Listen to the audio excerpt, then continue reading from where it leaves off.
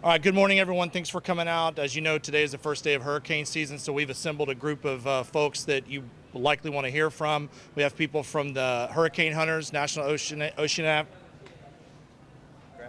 and Atmospheric Administration, FEMA. We also have the police chief, the fire chief here, and a representative from Midland Radio. So we'll get it started off with Mayor Bob Buckhorn. All right, good morning, everybody. This is that a storm coming? I wouldn't worry about that. Is that just the sound effects, or is that, yeah, exactly. We do this see, I am funny, see, I don't care what they say. We do this every year, and this is important because we can never stop reminding people of the preparations that they have to take at the start of hurricane season. We have been very, very lucky as a city. We have not taken a direct hit in over 90 years. But that also makes us the most vulnerable city in America in terms of the likelihood of an occurrence happening. And so for us, every year we continue to remind our citizens of how important this preparation is, how important it is that everybody have a plan, how important it is that they gather their supplies to make sure that they know exactly what they have and what they don't have. We will be hit at some point. It may not be when I'm the mayor. But we are going to get a direct hit, and it's so important that we ingrain in the people that live here the preparation that has to occur. We've got some great partners here standing up with me. Obviously, NOAA, who I've got a long, long relationship with, as well as Midland. I am appreciative to Publix for always stepping up to the plate and helping the community in times of need. But the lesson for everybody to learn is don't take it for granted. Don't assume that just because we haven't been hit in 90 years, that they don't have to do the preparation. We have a saying around City Hall is, you play on game day the way you practice.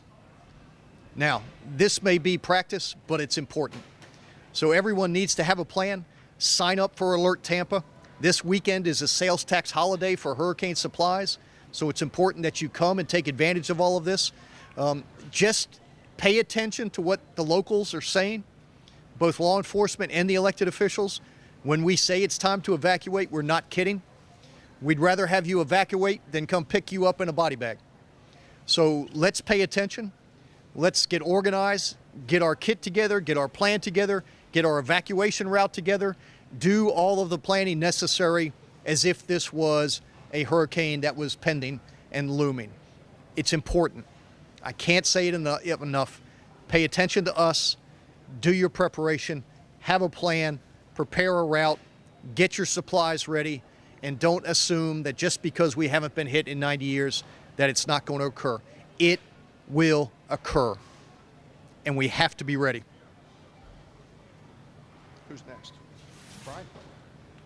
All right, so good morning, everyone. Thanks for coming out. We appreciate you being here. On behalf of Publix Supermarkets, we're excited about our partnership with the City of Tampa.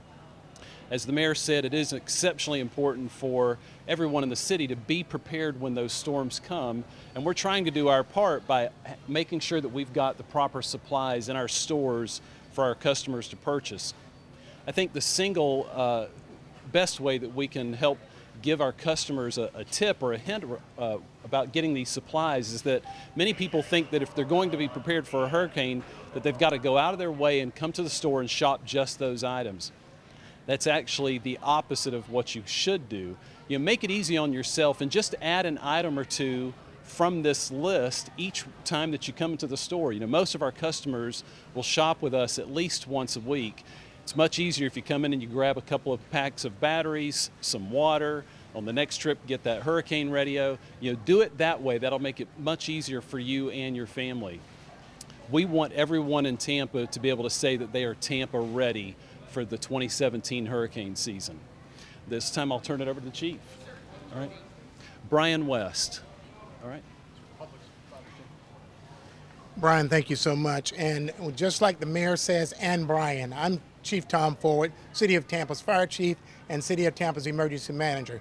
It is so very important that we make a great effort in preparing our homes and our communities to be safe and fit during this 2017 Atlantic hurricane season. You got to understand this. Your response package is only going to be as healthy as the amount of time and effort you put into it.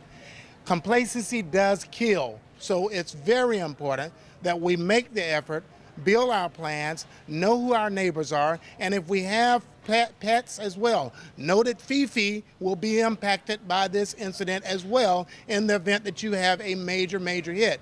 We are very closely working with the National Weather Service and working with NOAA to provide you the most up-to-date information when it comes to an impending storm or an impending disaster.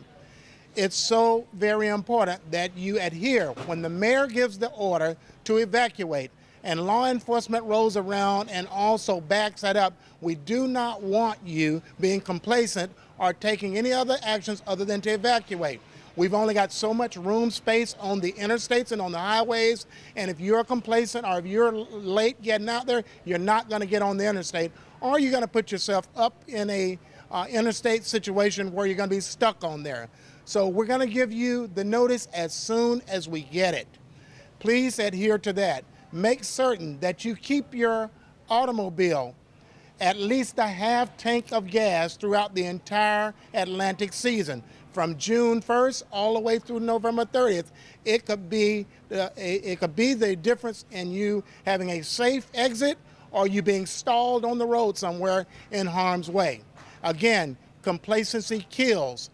Your plan and your family's health and fitness is only going to be as good as the amount of effort you put into it. And we can't say enough about the relationship that we have with Brian West here at Publix and Bruce Thomas from the Midland Radio Station. That's another thing. Get yourself a weather radio.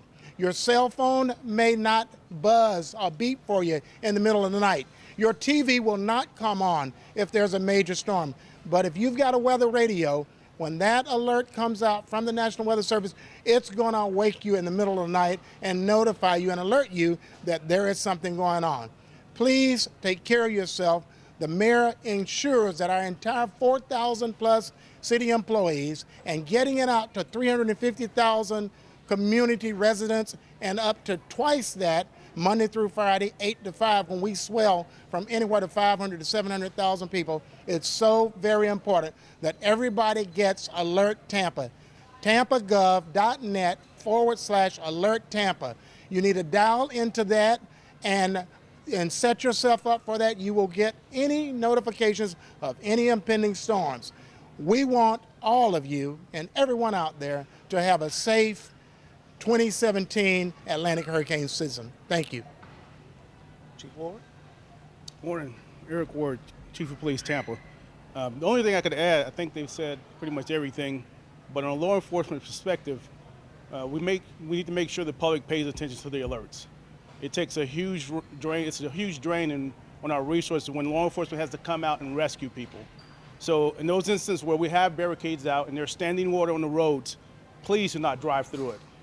It puts a huge strain on the resources for the officers having to come out and rescue people. That's unnecessary. So one, prepare yourself this weekend. Take advantage of the tax-free weekend. Get your water, your battery, your radios, your generators, have them prepared. You know, we're focused on hurricanes, but a lot of times the damage is caused by flooding. Flooding is a significant issue. That flooding and the high winds take down trees. Those trees take down power lines. So you will be without power. So prepare yourself. I suggest a 3 to 5 day supply of water, some food, and some of those other items, personal items like first aid kits for your house. Those are the items you need to keep in store at your facility just in case power goes out. No one will be able to get to you in those situations. It puts a huge drain on our resources, both fire and law enforcement, to come out and rescue people. So when you see those barricades in the roads, please do not go around them. Do not drive on people's lawn to get around them, because that causes another issue. So please take advantage of those warnings and go to Alert Tampa, as well as our Facebook page and our Twitter, and we're pushing that information out as fast as we can get it to make sure the public's safe. So right now, I open up for any questions.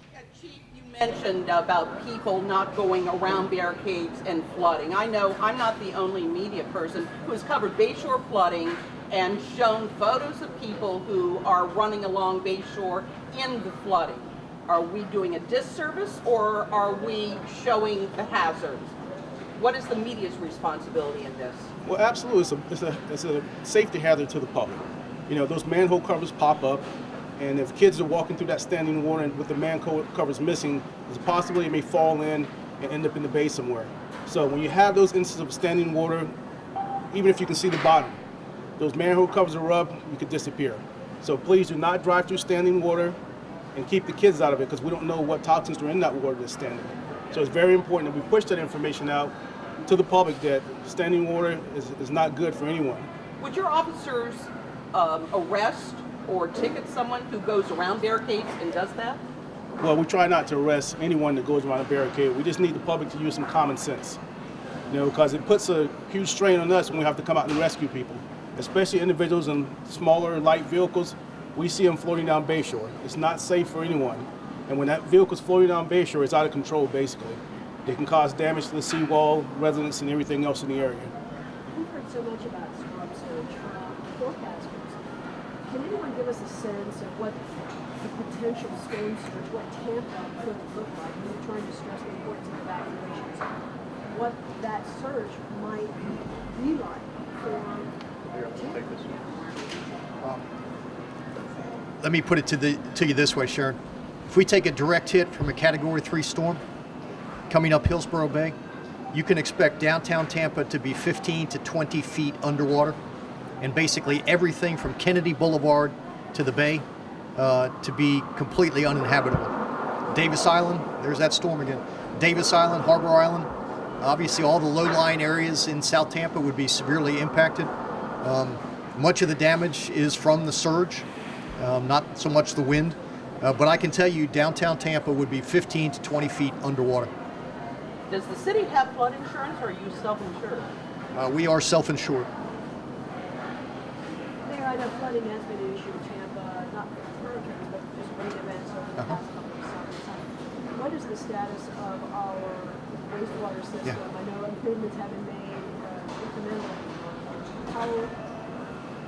How well is the city in terms of being able to handle any sort of... Yeah, a couple things. One, we have the capacity at the plants to handle it. The problem is the pipes and the size of the pipes and the fact that we're dealing with 100-year-old pipes.